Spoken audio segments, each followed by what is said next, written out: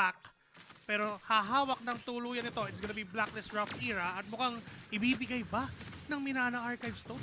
Bumitaw bigla dito yung yung Minana Archive. Pero most of the time, wala talagang trade na nagaganap kasi secret trade pa rin tayo ngayon. Nung umangat si Sika, nag-purify lang para makatakas sa Detona. Pero nandyan din naman yung Blazing Duet. Ito na yata ang bawi ng Minana. Reggie down. Si Percent ang humaharap sa mga Prado member. armor. So, ibig sabihin, walang mga last insanity na magaganap at hindi din siya makakaangas sa gitna. Percent, yung pwesto niya kakaiba. Oo nga eh. Papasok doon, nasusuntok. Binadjust straight, makukuha niya ang buhay ni Makaru. Hindi na, umabot pa yung Nether Realm and Lodge will get that Juni kill.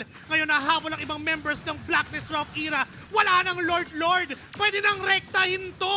Tatlong teka lang. Kasi nahuli pala yata doon si Reggie. Kaso makakatakas ba? Ipapalag na lang. Siya yung unang mawawala. Siya yung unang babagsak. Pero si Sika, napagamit ng Black Shoes. Meron na naman, pakito doon sa likod!